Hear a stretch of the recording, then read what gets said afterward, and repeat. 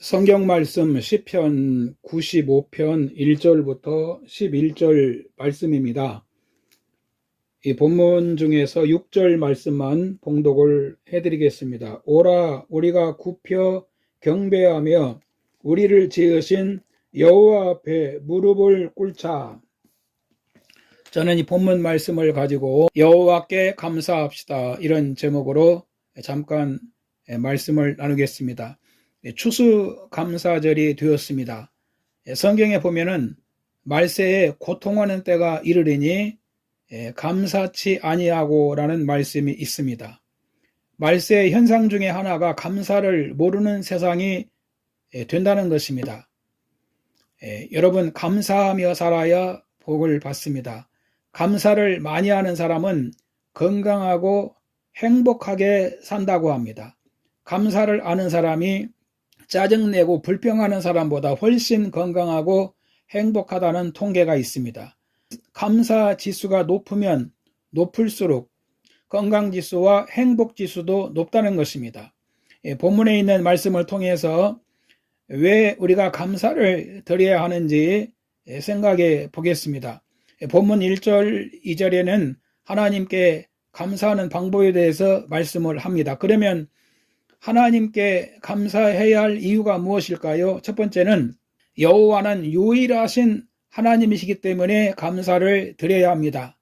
본문 3절에 보면은 여호와는 크신 하나님이시요 모든 신보다 크신 왕이시라고 말씀하십니다. 이 말씀은 모든 신이 있다는 말이 아닙니다. 다른 신이 있다는 말이 아니고 하나님을 알지 못하는 자들이 신이 아닌 온갖 것들을 신으로 잘못 알고 있는 것을 지적하는 의미입니다.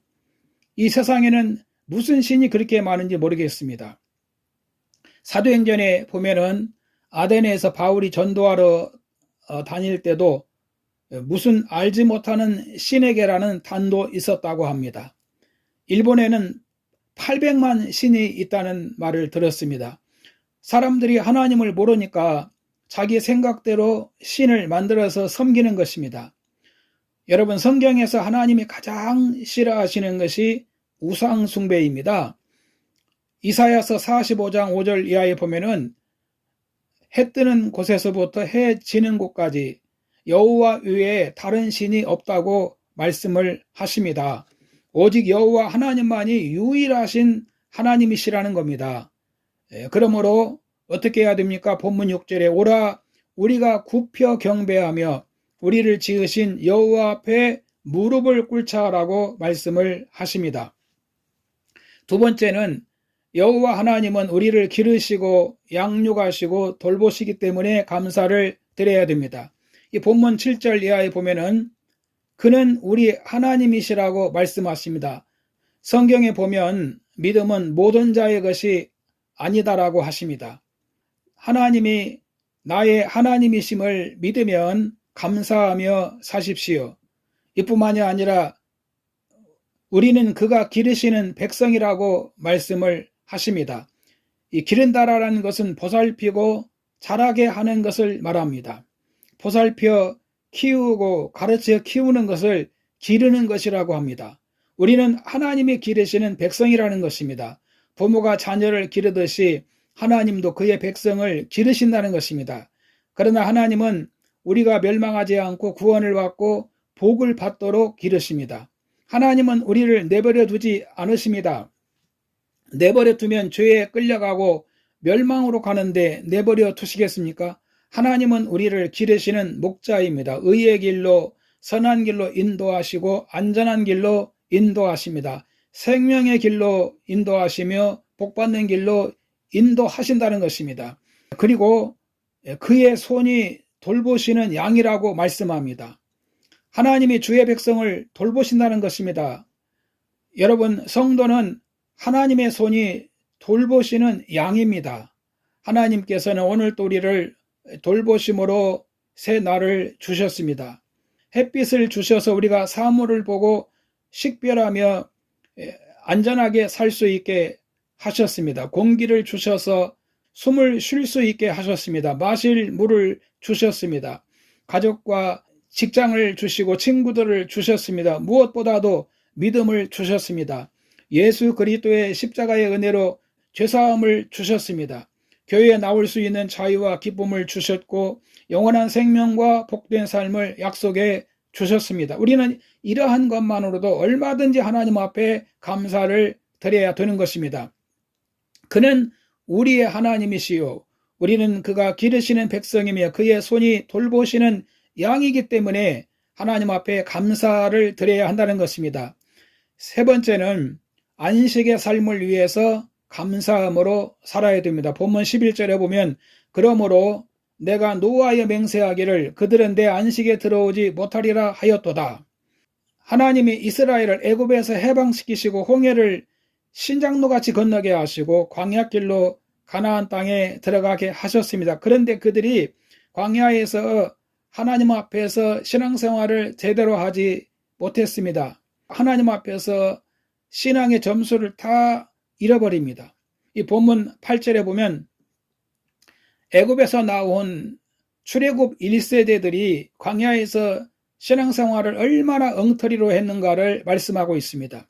하나님이 광야에서 40년 동안 그들 때문에 근심하셨다고 하시면서 하나님의 이스라엘 백성들을 향해서 다음과 같이 말씀하십니다. 미혹된 백성이여 내 길을 모르는 자들이라고 말씀하십니다. 미혹이 무엇입니까? 무엇에 정신이 홀려서 정신을 차리지 못하는 것을 미혹되었다고 하는 거지요. 이스라엘 백성들이 뭐에 미혹이 되었다는 것입니다. 물이 없다고 사람들이 원망하고 불평했지요. 10명의 정탐꾼들도 가나안 땅을 정탐하고 돌아와서 그 땅을 주시겠다는 하나님을 불신하고 이제 자신들은 갈 곳이 없다고 망했다면서 원망하고 불평하고 절망하지요. 그런 소리에 그들이 다 모두가 미혹되었다는 겁니다. 하나님을 의지하지 않고 사람들 말에 미혹된 사람들은 모두가 광야에서 죽었습니다. 그래서 그들은 조그마한 어려운 일이 있고 난관이 있으면은 하나님을 신뢰하고 하나님을 찾고 의지하고 믿고 바라보기보다도 하나님을 원망하고 불평하고 불신을 했다는 것입니다. 그들이 그 나쁜 것에 영향을 받고 미혹이 돼서 그런 환경이 보이면은 즉각적으로 죄를 지었다는 것입니다. 그래서 하나님은 그들이 길을 모른다라고 말씀하십니다. 여러분, 우리도 세상에 미혹이 돼서 길을 모르고 있지 않나요? 오직 믿음으로 살고 감사하며 살아야 됩니다. 은혜를 받고서도 깨닫지 못하고 조금 좋은 것이 있으면 하나님 멀리하고 또 마음에 들지 않으면 불평하는 감사를 모르는 죄에 빠져서는 안 될 것입니다. 결론입니다. 감사는 우리 인간이 마땅히 가져야 할 미덕 중에 미덕입니다. 특히 하나님께 감사하며 살아야 행복한 사람이 되고 복을 받을 수가 있습니다. 우리는 이 추수감사절을 통해서 지난 1년 동안 하나님이 베풀어 주신 은혜를 돌아보면서 감사할 것을 찾고 또한 하나님이 앞으로 더 놀라운 은혜 주실 것을 믿고 하나님께 감사하는 마음을 가질 수 있기를 바랍니다. 할렐루야.